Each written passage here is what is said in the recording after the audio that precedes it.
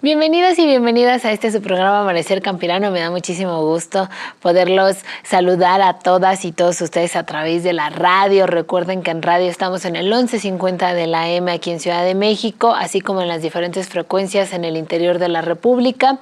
Y si nos está mirando a través de su televisor, lo hace gracias a Albavisión, una cadena que nos ayuda a llegar a sus hogares o a sus negocios, también en los diferentes estados de la República y municipios en donde tienen presencia.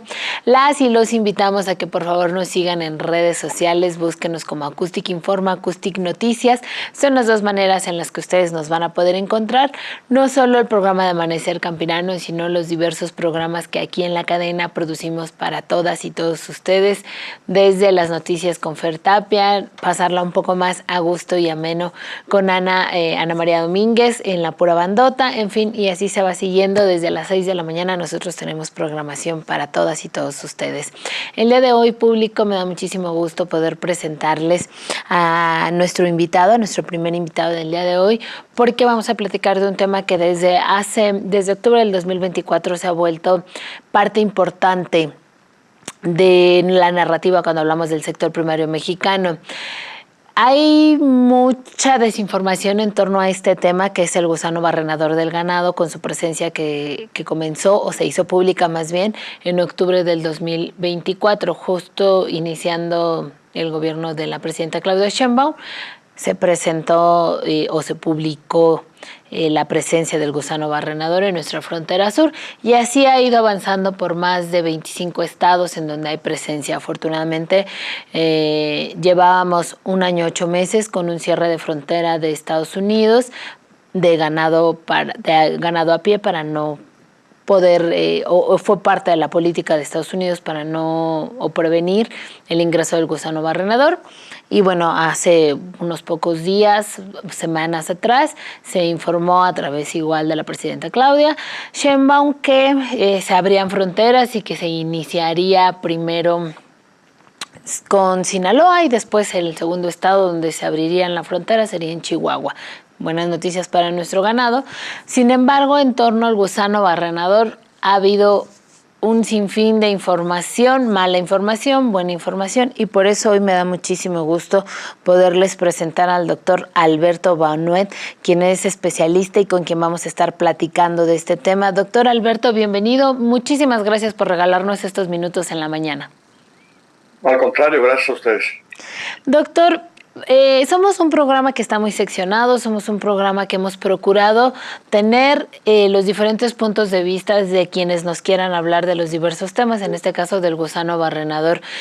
Pero siempre me gusta, porque como salimos en redes, me gusta salir y dar el contexto un poco general, entendible para todas y todos los que nos pueden llegar a ver en redes sociales, y que nos platique usted qué es el gusano barrenador y cómo lo podría entender un ciudadano de a pie. Gracias, Fernanda, gracias y buenos días o buenas tardes a todos.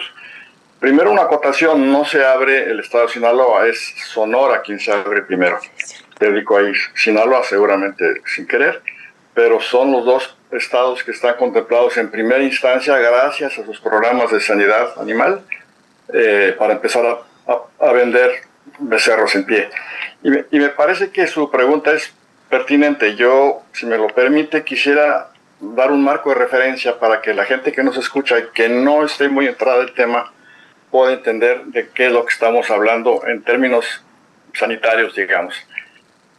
Miren, el primer o el más grande evento de sanidad animal en México, o sea, negativo, fue, y el más costoso, fue la aparición de la fiebre aftosa, que fue por ahí de los años 1946 a 1954. Muchos de los que participaron ya no están y los que quedan a lo mejor no se acuerdan. Pero en esa época se murieron alrededor de 1 millón de animales de pezuña hendida, es decir, la fiebre aftosa afecta a rumiantes y otros animales de pezuña hendida como los cerdos. Y en esa ocasión perdimos casi el 6% del hato nacional de ganado, que fue una barbaridad.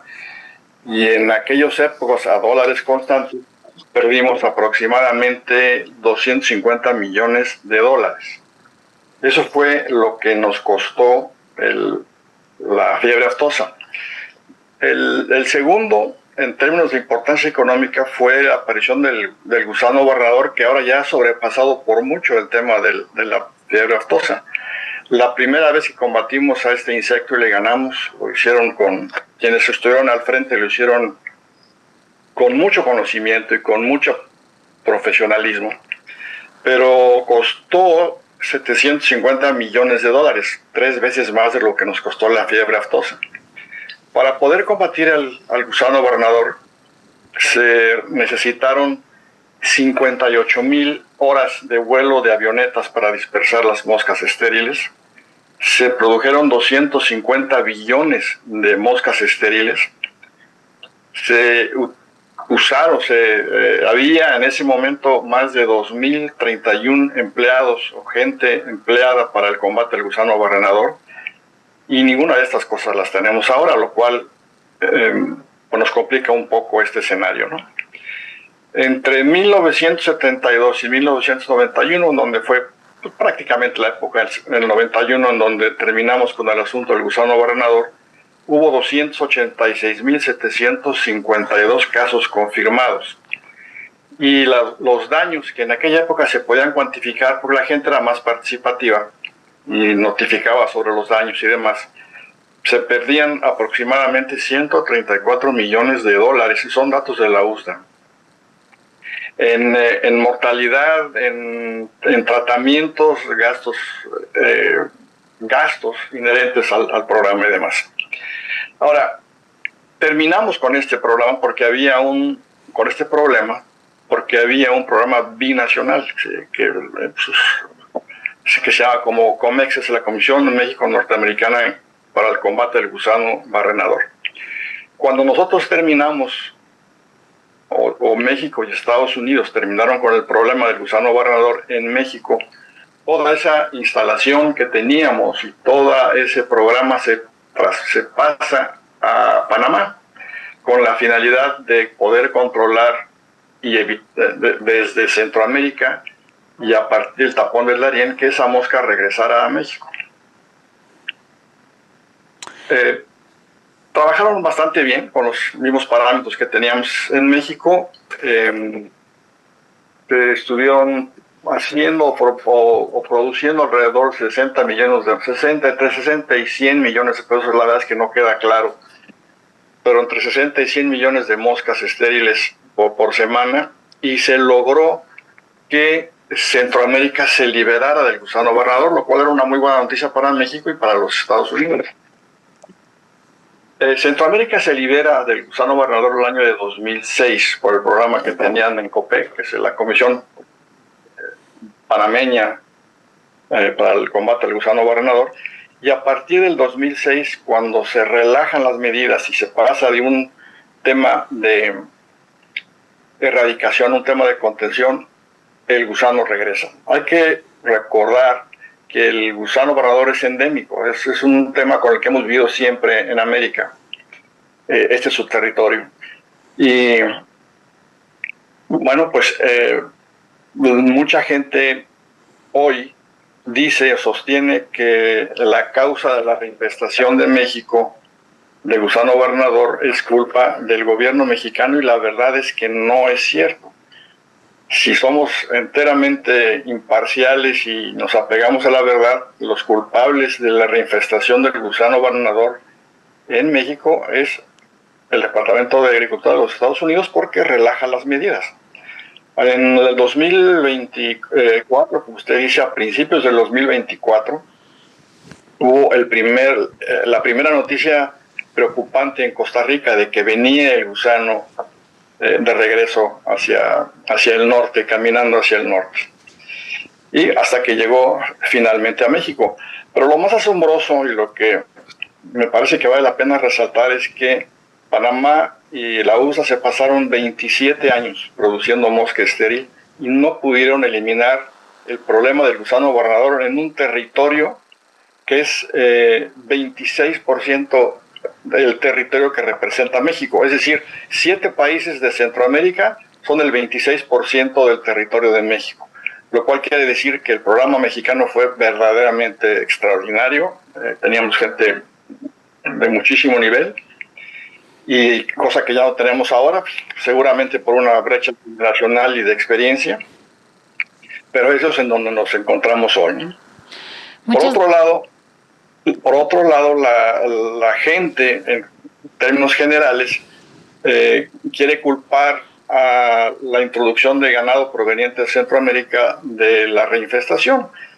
En cierta medida es cierto, pero el grueso de la gente que opina esto se le olvida que nosotros tenemos 956 kilómetros de frontera con Guatemala y 236 kilómetros de frontera con Belice, en donde hay cualquier cantidad de animales silvestres que pasan sin ningún control. Incluso ni siquiera conocemos exactamente dónde están las fronteras. Y la fauna silvestre es un gran y muy eficiente vector del gusano barrenador. Así que eso es en donde, digamos que son los orígenes, y eso es en donde estamos hoy. Pero ya me posesioné del micrófono, perdónenme.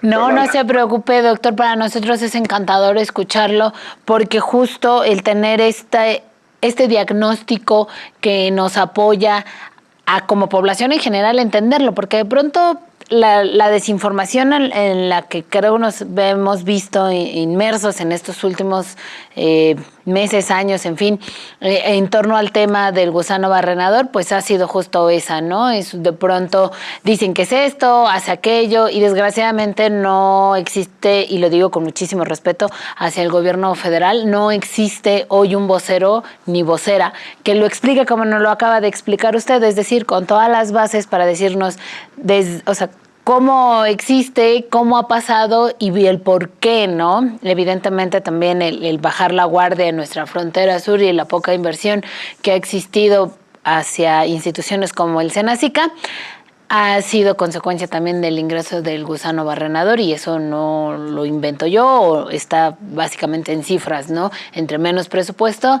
menos dinero se va a tener y se van cubriendo otras necesidades, y bueno, como resultado hemos tenido también parte de que el gusano barrenador ingresa a nuestro país. Doctor, le voy a pedir unos minutitos porque tenemos que ir a un corte comercial, pero vamos a regresar para platicar. Ya nos dijo cómo está el contexto ya desde tiempo atrás y en la actualidad en qué punto nos encontramos con el gusano barrenador. Y ahora sí, platicar regresando del corte, qué podríamos hacer y qué nos queda por hacer para poder, como ganaderos y ganaderas, tener una producción un poco más segura. Vamos a ir a un corte comercial y regresamos aquí a Amanecer Campirano.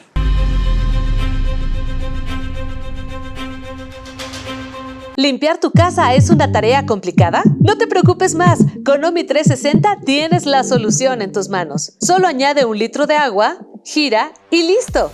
Limpia pisos y superficies de la manera más fácil con la tecnología de OMI 360. Limpia superficies en segundos, ya que separa el agua limpia de la sucia. Deja de hacerlo tú y deja que OMI 360 haga el trabajo sucio. Encuéntralo en Coppel, Mercado Libre y Amazon, o llama ahora al 5590-357600. 5590-357600.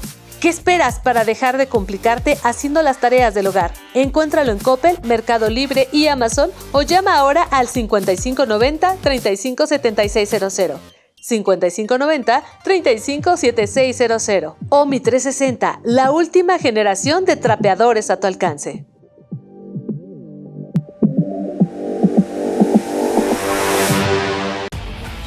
El inicio de una empresa productiva comienza con Mecatec.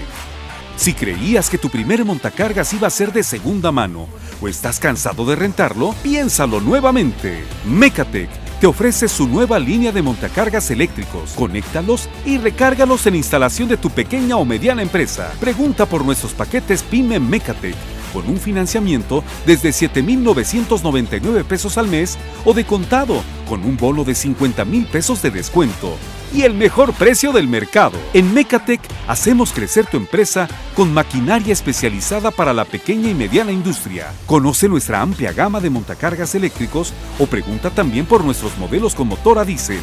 Y haz de tu empresa una empresa eficiente, una empresa Mecatec. Recuerda, con nuestros paquetes PYME Mecatec, tu primer montacargas puede ser nuevo. Mecatec, mecanización inteligente.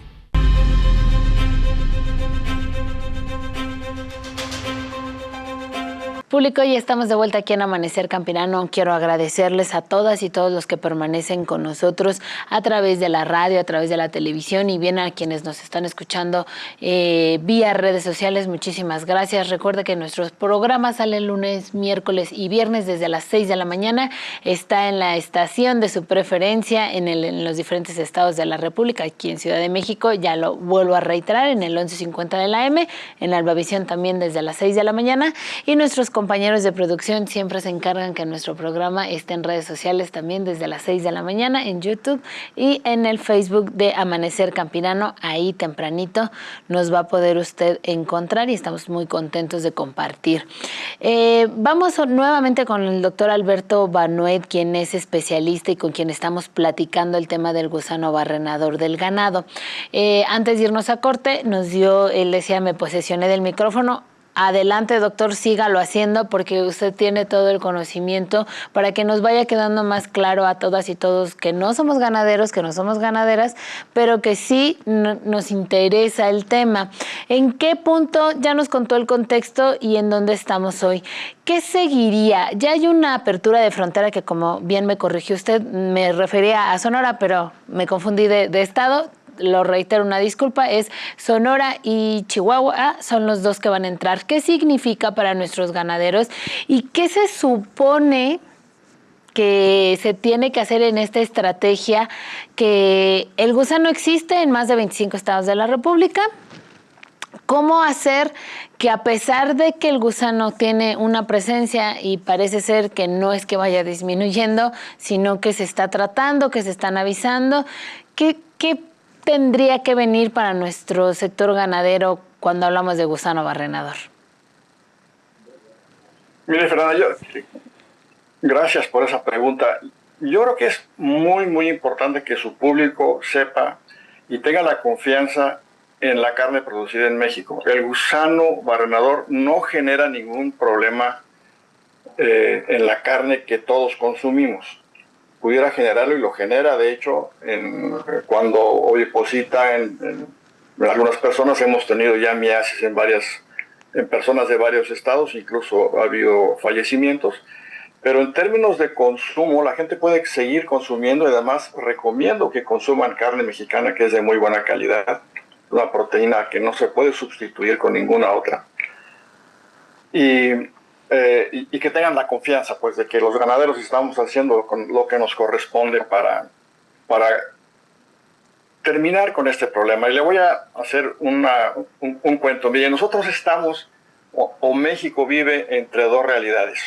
La primera, que es la que nos presiona muchísimo, es la que tenemos con los Estados Unidos, que es un tema, el gusano barrenador es un tema de enorme importancia económica para ellos, particularmente para el estado de Texas, con el que tenemos muchísima relación. Y porque vivimos presionados. Es decir, los ganaderos del norte, una muy buena parte de su ingreso proviene de los becerros que exportan hacia los Estados Unidos, y de ahí la preocupación que hemos tenido todos porque se pueda reabrir la frontera. Afortunadamente ya la planta de Metapa está funcionando, está digamos que en etapas preliminares en la producción del gusano. No lo han terminado de domar, por decirlo de alguna forma, pero para allá van. Yo creo que para el próximo año, febrero o marzo, ya deben estar produciendo las 100 millones de moscas que se requieren, y eso nos va a permitir aspirar a abrir las otras fronteras y estar en tiempo de que esa ventana de oportunidad que va de septiembre a marzo, que es cuando viene el ciclo fuerte de la exportación de los becerros del norte, se pueda dar. La idea es que se pudiera abrir en un futuro muy próximo la frontera de Acuña y de Colombia. Los esfuerzos van encaminados hacia allá y para poder también beneficiar a los ganaderos de Tamaulipas y de Durango. Los ganaderos del norte viven esa realidad, la realidad que adoptamos o que nos llega de los Estados Unidos. Pero los ganaderos que vivimos en el sur tenemos otra realidad. Aquí hay una página en Facebook que se llama México Sin Barrenador, y ahí se hizo un estudio de KPI, que son básicamente una encuesta en 5 estados del sureste, en donde se hicieron varias preguntas. Y el resultado fue muy interesante porque el resultado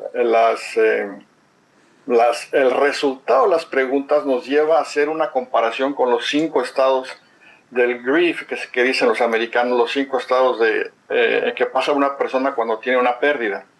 Todos los ganaderos mexicanos del sur, cuando supimos que eso venía, nos alarmamos muchísimo, nos preocupamos.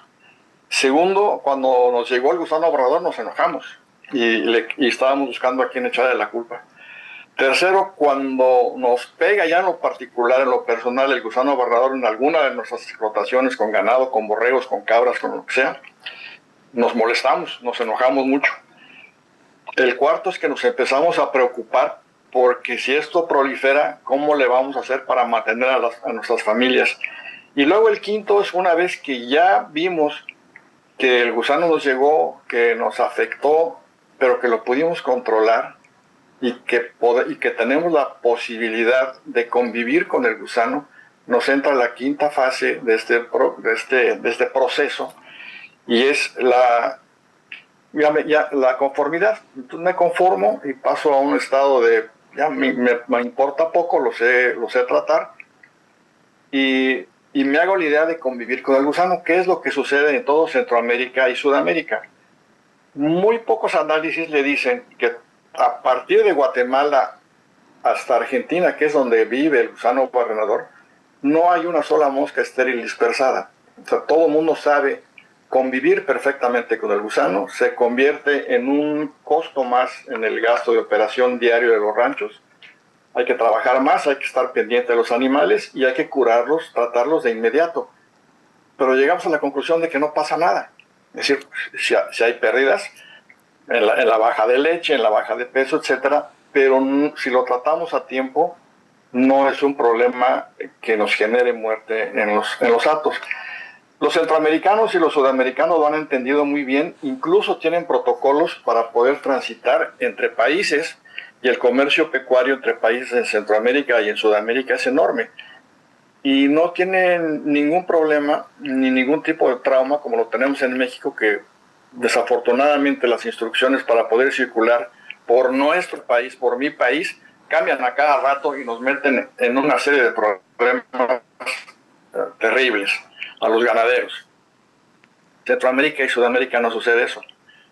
Pero nosotros, como vivimos una realidad alterna con la presión de los Estados Unidos, pues tenemos que apegarnos a lo que los Estados Unidos nos dicen. Incluso la planta de Metapa está mayormente auspiciada o pagada por el dinero del gobierno americano y ellos son los que tienen en este momento la disposición de la mosca estéril y son los que deciden hacia dónde va la mosca estéril.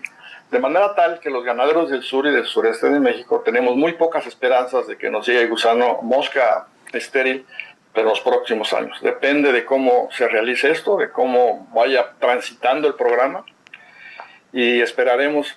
Bueno, pues la vez pasada nos tomó 19 años, vamos a ver cuántos años nos toma ahora. Así es, doctor, es bastante importante lo que nos dice, porque justo de pronto buscábamos que fuera como más sencillo, más fácil. Es un problema bastante fuerte el que estamos atendiendo y que se seguirá atendiendo. Me da y me sumo con usted al llamado a todos los consumidores y consumidoras de carne. Número uno, en este programa siempre nos enfocamos en que se consuma primero lo local, lo mexicano, lo nacional y nuevamente, pues ya les dice la voz de un experto, se los han dicho también diferentes otros ganaderos, también funcionarios, que la carne no está infectada y que no pasa nada y que sigamos haciendo nuestro consumo y nuestra ingesta, porque es la forma en la que justo después de este cierre de tanto tiempo de la frontera, pues es como podemos ayudar al sector ganadero. Doctor, estamos a 2 minutitos de terminar. Un mensaje final para nuestras ganaderas y ganaderos del todo el país, porque se requiere de mucha más que fuerza para afrontar el tema del gusano barrenador. En primer lugar, agradecerle a usted y a la empresa que representa que nos den estos espacios. La verdad es que son reducidos, no son del interés público o no son quizás noticias que vendan mucho, pero es importante que podamos expresarnos libremente en estos espacios como el que usted dirige, para que la gente sepa qué es lo que está sucediendo. creo que vamos por buen camino.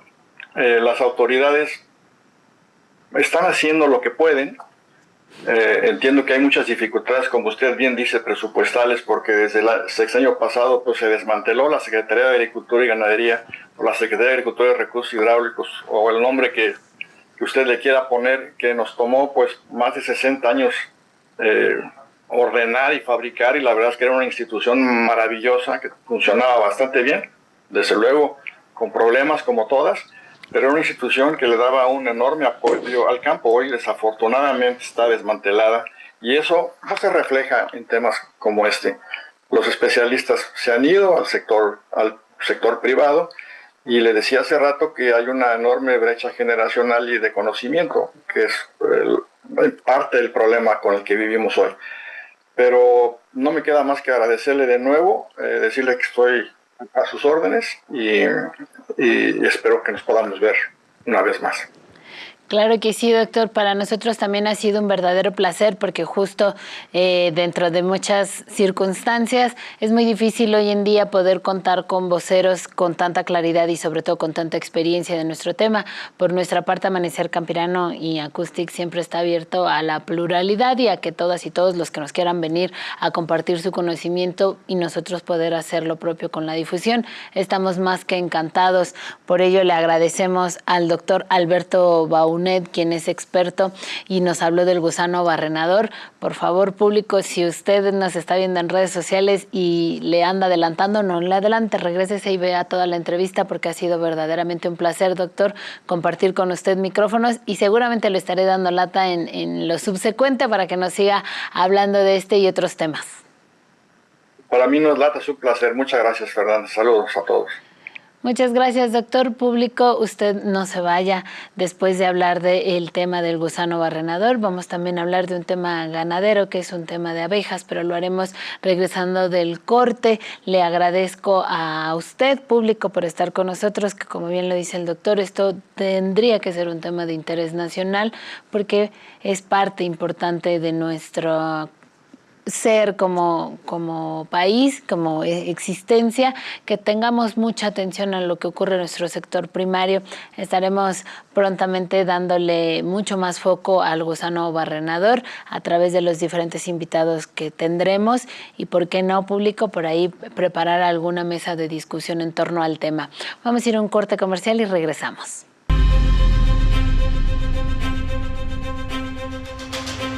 ¿Limpiar tu casa es una tarea complicada? No te preocupes más, con Omi 360 tienes la solución en tus manos. Solo añade 1 litro de agua, gira y listo. Limpia pisos y superficies de la manera más fácil con la tecnología de Omi 360. Limpia superficies en segundos, ya que separa el agua limpia de la sucia. Deja de hacerlo tú y deja que Omi 360 haga el trabajo sucio. Encuéntralo en Coppel, Mercado Libre y Amazon, o llama ahora al 5590-357600. 5590-357600. ¿Qué esperas para dejar de complicarte haciendo las tareas del hogar? Encuéntralo en Coppel, Mercado Libre y Amazon, o llama ahora al 5590-357600. 5590-357600. Omi 360, la última generación de trapeadores a tu alcance.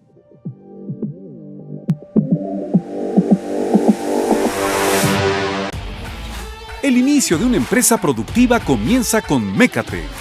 Si creías que tu primer montacargas iba a ser de segunda mano o estás cansado de rentarlo, piénsalo nuevamente. Mecatec te ofrece su nueva línea de montacargas eléctricos. Conéctalos y recárgalos en instalación de tu pequeña o mediana empresa. Pregunta por nuestros paquetes PYME Mecatec, con un financiamiento desde 7,999 pesos al mes o de contado, con un bono de 50,000 pesos de descuento y el mejor precio del mercado. En Mecatec hacemos crecer tu empresa con maquinaria especializada para la pequeña y mediana industria. Conoce nuestra amplia gama de montacargas eléctricos o pregunta también por nuestros modelos con motor a diésel. Y haz de tu empresa una empresa eficiente, una empresa Mecatec. Recuerda, con nuestros paquetes PYME Mecatec, tu primer montacargas puede ser nuevo. Mecatec, mecanización inteligente.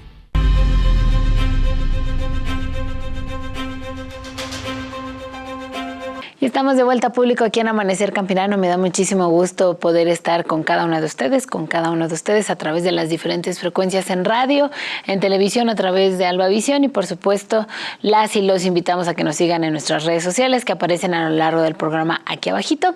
Muchísimas gracias. Búsquenos como Acoustic Informa, Acoustic Noticias, así es como nos pueden encontrar. Y por motivos de agenda tuvimos que hacer esta entrevista de esta manera y la hicimos con Brenda Regina Mondragón Tolentino, quien es experta en biótica animal de la Asociación Nacional de Médicos Veterinarios Especialistas en Abejas AC, y con su presidente, quien es un muy buen conocido del programa, un buen amigo, Rodrigo Medellín, quien es el presidente de la Asociación Nacional de Médicos Veterinarios Especialistas en Abejas, porque vamos a platicar acerca del pronunciamiento que tuvieron en las recientes semanas en torno de nuestras abejas y hacerlas en ley sintiente, como seres sintientes. Vamos con ellos y regresamos. Público, como ya lo anunciaba yo en el estudio, nos encontramos el día de hoy con dos grandes invitados a quien les agradezco profundamente que puedan estar con nosotros. Estoy hablando de Brenda, la médico veterinaria zootecnista, Brenda Regina Mondragón Tolentino, experta en biótica animal de la Asociación Nacional de Médicos Veterinarios, especialista en abejas. Regina, muy buen día, muchas gracias por estar con nosotros. Hola, muy buenos días y muchas gracias por la invitación. Y por supuesto, también contamos con la presencia del presidente de la Asociación Nacional de Médicos Veterinarios Especialistas en Abejas, nuestro buen amigo y colaborador, Rodrigo Medellín. Rodrigo, muchas gracias por estar con nosotros. ¿Qué tal, Fernanda? Muy buen día para ti, para todo tu auditorio. Muchas gracias. Aquí estamos para servirles. Muchas gracias. Pues público, el anuncio se los vuelvo a reiterar. El tema es acerca del pronunciamiento que ha tenido la asociación por parte de la decisión de nombrar a las abejas como sujeto de derecho. Es un tema que a México le importa y le importa mucho, y quisimos poder hacer esta alianza con nuestros invitados para que ellos nos expliquen un poco más de qué va el tema. Rodrigo, ayúdanos como un buen experto y aparte como presidente de la asociación a explicarnos en qué contexto sucede todo pues esta parte de nombrar a las abejas como sujetos de derecho y qué implicaría que esto suceda. Sí, pues básicamente todo comienza con un pronunciamiento del Estado judicial, me parece que en Campeche o en Yucatán, en la península, para reconocer los derechos de las abejas con cierta problemática que tuvieron con algunos agroquímicos o plaguicidas con mortandad de abejas. Y la Suprema Corte de Justicia pues empieza a tomar en cuenta estas necesidades o estos pronunciamientos. Y pues lo comentábamos anteriormente en alguno de tus bloques o de entrevistas que hemos tenido, al asumir esta presidencia de la mesa directiva de la asociación y los integrantes de esta asociación, al ver estos pronunciamientos, pues también solicitaron, ¿no?, que analizáramos el tema, que nos involucráramos, y en el interior de la asociación pues empezamos a revisar el tema, hubo debate interno, crecimiento, nos estuvimos platicando qué es lo que pudiéramos hacer, cómo pudiéramos participar, y básicamente el principal interés es de que las abejas pues tengan ese derecho a desarrollarse con este bienestar de salud, de ecosistemas. Es decir, lo que estamos buscando es de que, así como hay otros animales, también empieza a ver ahora que los ríos, por ejemplo, tienen también derechos. O sea, no nada más hablamos de seres sintientes, ¿no?, sino de recursos que tienen derecho a desarrollarse de manera natural, conforme a su especie, a sus características, y que el aprovechamiento que nosotros hagamos tiene que ser racional. Lo comentamos siempre, de manera sostenible, que nosotros satisfajamos las necesidades actuales, es decir, alimento, el agua, los productos, la polinización, pero sin poner en riesgo a las generaciones futuras. Entonces, eso es lo que busca, y al hacer este pronunciamiento también, pues ponemos a disposición nuestros servicios. Es por eso que está aquí la doctora Regina, estudiante de maestría, experta en bienestar animal, en bioética, porque fortalece todos nuestros lazos, y decirle a la sociedad, decirle a las autoridades que toman decisiones, que la asociación está para servirles, para apoyarlos, para guiarlos y compartir información, y que no se pierda luego un sentido, ¿no?, para estos aprovechamientos. El ejemplo clásico cuando hablan es que las abejas están en peligro de extinción, ¿no? Vamos a acotarlo, no todas las abejas están en peligro de extinción. No, es que hay que proteger a las abejas melíferas porque están en peligro de extinción y ya no podemos matarlas. Hay que tener ciertas acotaciones. ¿Qué pasa con los enjambres? La africanización. Tenemos, en dados casos, hay que eliminar porque hay que salvaguardar la vida de las personas. Entonces, las autoridades tienen que aprender, y para eso estamos nosotros, para apoyarlos, a decir, bueno, ¿quieres proteger a las abejas? A ciertos tipos de abejas, algunas nativas, algunas endémicas.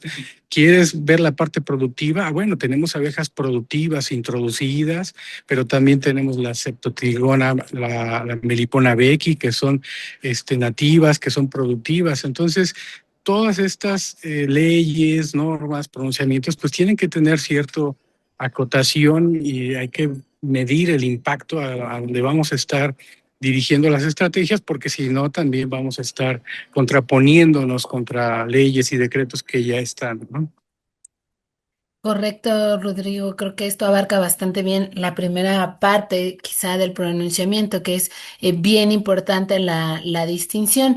Ahora, Regina, me gustaría también que nos pudieras ayudar a entender un poco el cómo poder entender el término de las abejas como seres sintientes, sobre todo cuando no solo México, creo que muchas partes del mundo han ocupado, y lo digo con mucho respeto, pero me parece que así ha sucedido, han ocupado a las abejas justo como una parte de producción de miel, y entramos nuevamente como en esta división de si no eres melipona, si no me produces, si no me generas economía. Los países no se estaban preocupando por ellas de un tiempo a la fecha, evidentemente por la relevancia que tienen en los temas de polinización, pues ya se hace un conteo, pero de pronto no se contemplan todos los aspectos. Entonces me gustaría, Regina, que nos hablaras un poco más acerca de cómo entender a las abejas como seres sintientes. Ok.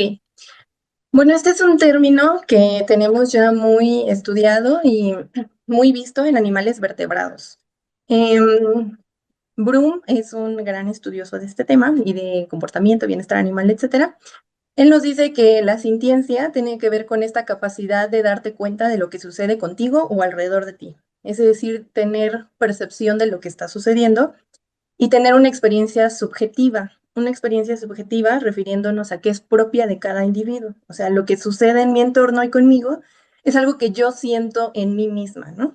Y no es tan fácil de que los otros sepan qué estoy sintiendo, aunque lo podemos ver un poco con el comportamiento, etcétera, pero es propio de cada uno de nosotros. También se asocia esta sintiencia a animales o seres que tienen cierto grado de conciencia, porque se dan cuenta de lo que sucede. Como te digo, esto está súper estudiado en vertebrados. Algunos invertebrados también ya entran en esta categoría, como los cefalópodos, porque también nos hemos dado cuenta que tienen una vida mental bastante compleja y que reúnen las características para poderlos llamar seres sintientes.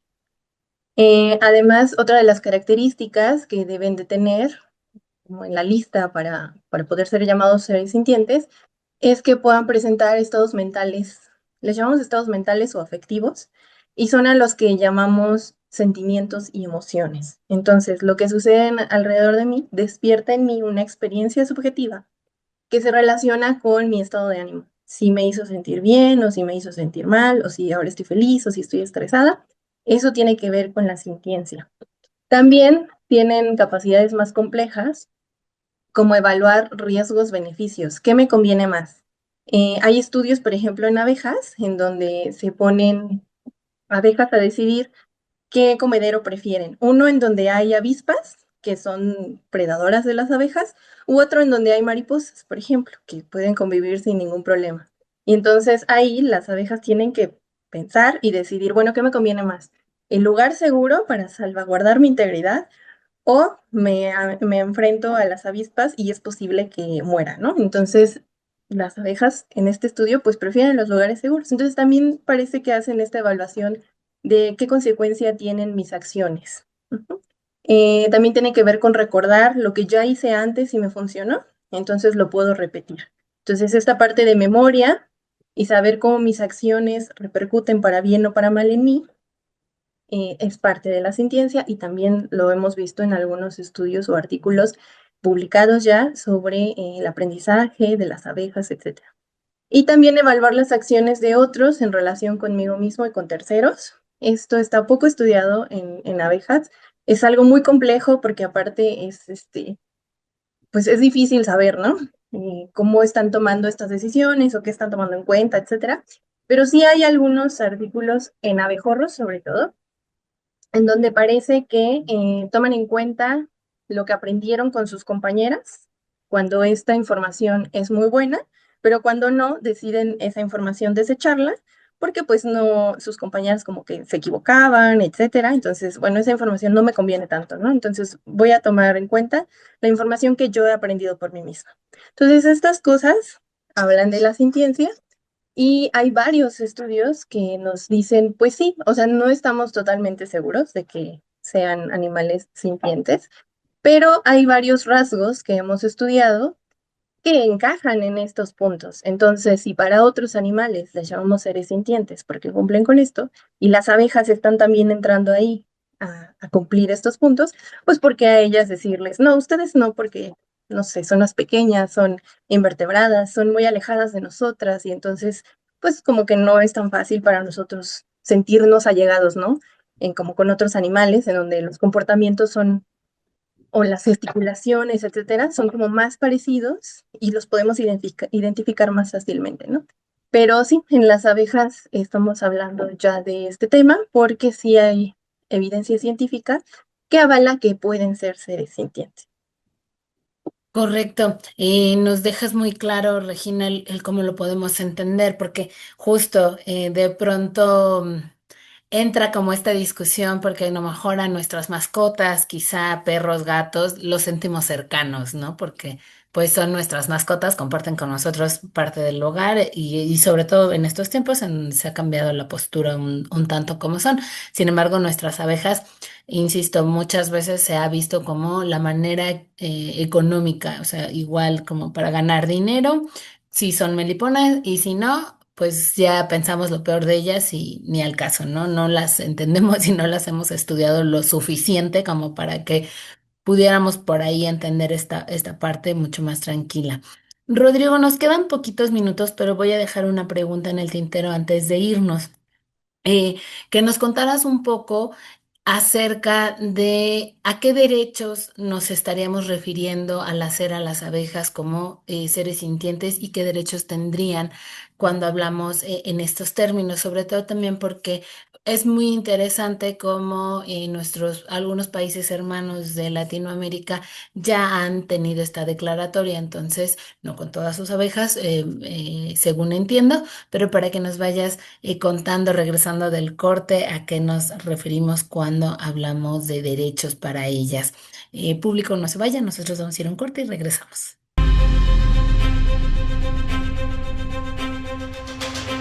¿Limpiar tu casa es una tarea complicada? No te preocupes más, con Omi 360 tienes la solución en tus manos. Solo añade 1 litro de agua, gira y listo. Limpia pisos y superficies de la manera más fácil con la tecnología de Omi 360. Limpia superficies en segundos, ya que separa el agua limpia de la sucia. Deja de hacerlo tú y deja que Omi 360 haga el trabajo sucio. Encuéntralo en Coppel, Mercado Libre y Amazon o llama ahora al 5590-357600. 5590-357600. ¿Qué esperas para dejar de complicarte haciendo las tareas del hogar? Encuéntralo en Coppel, Mercado Libre y Amazon o llama ahora al 5590-357600. 5590-357600. Omi 360, la última generación de trapeadores a tu alcance.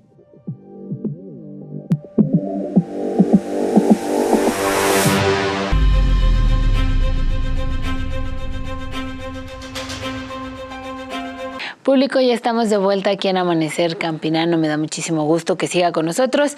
Vamos a continuar con Brenda Mondragón y con Rodrigo Medellín, quien ambos son parte de la Asociación Nacional de Médicos Veterinarios Especialistas en Abejas. Uno como presidente, Rodrigo, recientemente nombrado, y la experta en biótica animal. Vamos con ellos y regresamos. Ya lo anunciaba, estamos de regreso, público. Muchas gracias en el auditorio a nuestros compañeros de producción por ayudarnos a que esta entrevista llegue al mejor puerto. Antes de irme al corte, le comentaba a Rodrigo que nos ayudara a entender un poco el tema de cómo es o a qué derechos se hacen sujetas nuestras abejas o serían sujetas, tomando también como ejemplo algunos países de América Latina que ya han tenido esta declaración, no para todas sus abejas, pero sí han tenido esta declaración. Cuéntanos un poco más de este tema, Rodrigo. Sí, Fernanda, mira, básicamente lo que buscamos es que haya esta concientización y estas regulaciones y que sean tomadas de manera correcta, porque hay una línea muy delgada a la que podemos arrebasar, ¿no? Entonces no queremos que esto sea un tema político, un tema de, bueno, las abejas ahora van a tener abogados y quiénes van a estar pronunciándose, ¿no? Lo que buscamos es básicamente, así como los otros animales que existen, que las abejas tengan ese derecho de desarrollarse y de cumplir sus actividades por ser seres vivos, ¿no? Que puedan salir, pecorear, polinizar, que puedan tener un desarrollo óptimo. Y esto parte desde que las y los apicultores las cuidan, ¿no? De que les den alimento, de que les den sustento, que les den sombra, que las cuiden de las enfermedades. Eso es lo que estamos buscando, ¿no? De que las abejas tengan el derecho de que las cuiden, de que las protejan y de que tengamos una sana convivencia. Lo que no queremos es que se busque ¿cómo decirlo? Un golpeteo entre agricultura, entre apicultura, ¿no? ¿Por qué? Porque van a decir, es que las abejas tienen derechos a no morirse por plaguicidas, entonces prohíban todos los plaguicidas, ¿no?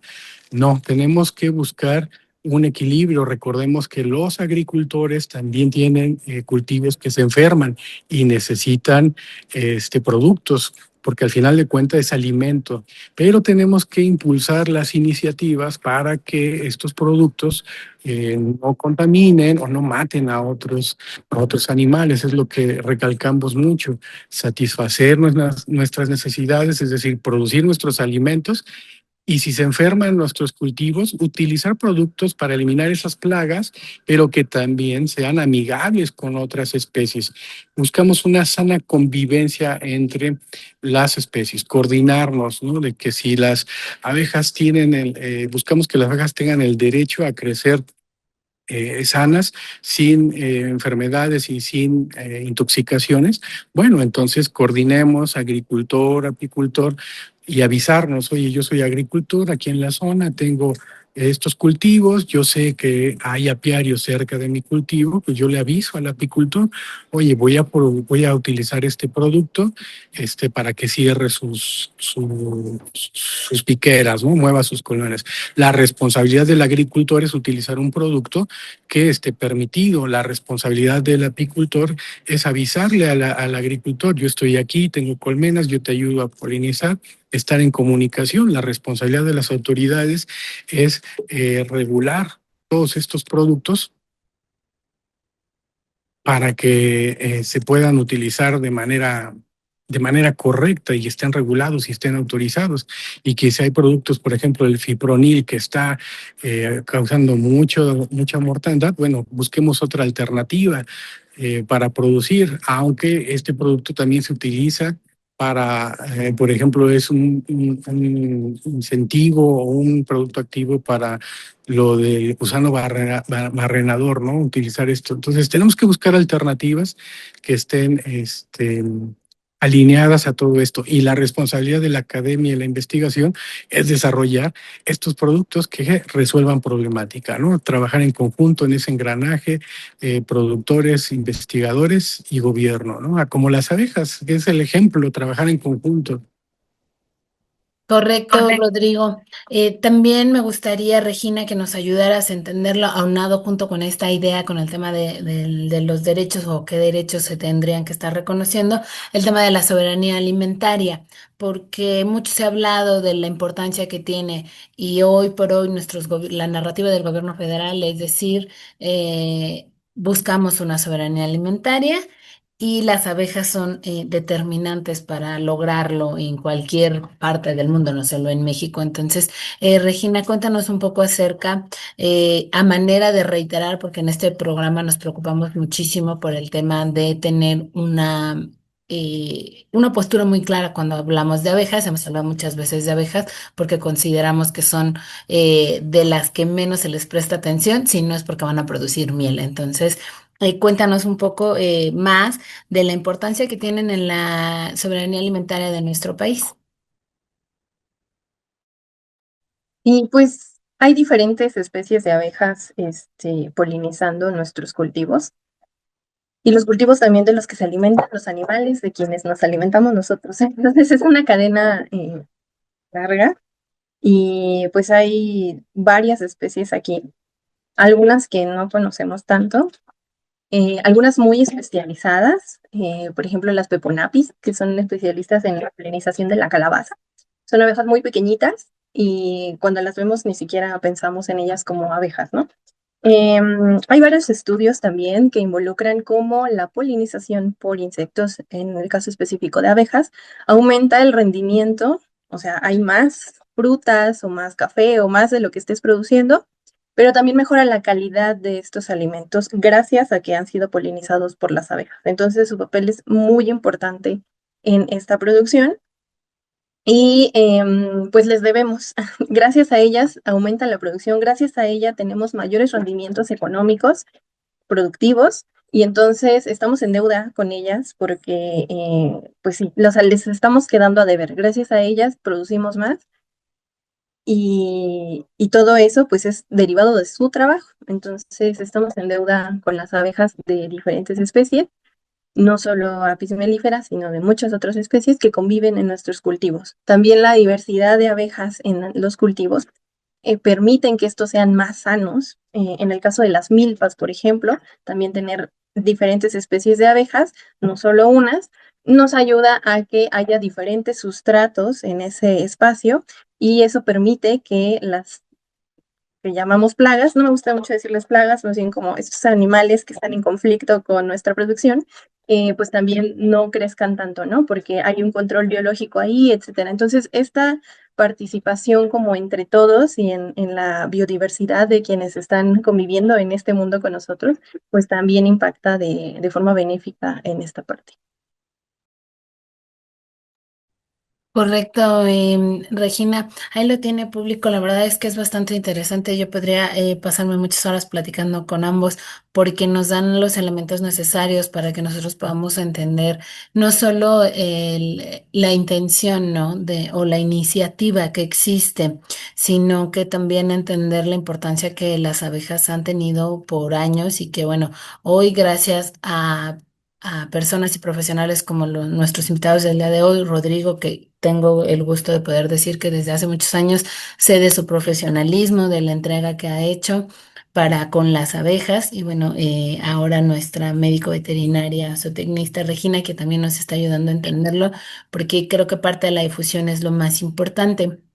Ahora me gustaría también, ustedes como Asociación Nacional de Médicos Veterinarios Especialistas en Abejas, nos ayudaran también a esta parte institucional de decir ya está allá afuera en la conversación, la estamos poniendo en la conversación, pero ¿qué pasos seguirían para continuar y que esto no solo sea una iniciativa, sino que finalmente concluya en una legislación que entendemos que evidentemente tiene que ser temas políticos, pero también ustedes como asociación, ¿cómo podrían estar ayudando, Rodrigo, a que esto se fuera concretando? Sí, pues básicamente con el objetivo de ese pronunciamiento que se compartió en redes sociales y a las autoridades para que sumemos esfuerzos, ¿no? La ventaja que tenemos como gremio, como asociación que pertenecemos a la Federación de Colegios y Asociaciones de veterinarios especialistas en abejas y en general, que nuestros integrantes juegan un papel muy importante. Tenemos académicos, tenemos servidores públicos, tenemos la iniciativa privada, tenemos en universidades que trabajan y dan acompañamiento técnico con las y los apicultores, ahora también meliponicultores, abejorros, ¿no? Estamos haciendo este cambio de ideologías. Nuestro compromiso está en que en cada parte de nosotros en nuestros trabajos, que pongamos ese granito de arena, que vayamos impulsando esta nueva cambio de mentalidad, estos cambios de ideologías para el bienestar de nosotros. El compromiso a través de la asociación es empezar a impartir estas pláticas, cursos de bienestar animal. En nuestros congresos tenemos mucho interés de traer a especialistas que hablen de bienestar animal, que nos expliquen estos trabajos científicos que mencionaba Regina, ¿no? Son interesantísimos para empezar a sensibilizar a las y los productores, a los académicos y a las autoridades, ¿no? Entonces es un trabajo en conjunto y lo que queremos es unión, que tomar en cuenta a todas y todos y que entre todos formulemos lo que se tenga que formular, adecuar lo que se tenga que adecuar y lo que ya está, fortalecerlo, ¿no? Porque sabemos que tenemos leyes, normas, pero ya no hay quien evalúe la conformidad, le dé seguimiento, o no tienen recursos algunos programas, ¿no? Entonces, a lo mejor ya están, pero necesitan fortalecerse. Entonces, eso es lo que buscamos como gremio, fortalecernos entre todos. Correcto, Rodrigo. Quiero agradecerles. Lamentablemente me quedé sin tiempo para continuar con la entrevista. Se quedaron por ahí dos preguntitas, pero espero pronto poder seguir haciendo cápsulas en torno a este tema. Ya les estaré molestando por ahí con información. Quiero agradecerle a la médico veterinaria zootecnista Brenda Regina Mondragón Tolentino, experta en biótica animal en la Asociación Nacional de Médicos Veterinarios, especialistas en abejas, y al presidente de esta misma asociación, Rodrigo Medellín, y nuestro especialista de cabecera cuando hablamos de abejas. Muchísimas gracias por haber estado con nosotros. Un saludo, muchas gracias. Y Regina, gracias también. Y gracias por la invitación. Aquí es su casa, cuando gusten. Y nosotros regresamos al estudio. Muchísimas gracias a nuestros 3 invitados del día de hoy por haber estado con nosotros. Temas muy importantes. Hoy fue un programa muy enfocado a la ganadería mexicana, al sector pecuario, hablando primero del gusano barrenador y posteriormente del tema de las abejas. Nosotros vamos a darle los micrófonos a nuestra querida Fer Tapia para que se vayan con ella a Cáigase de la Cama, y nosotros nos veremos en nuestro próximo amanecer.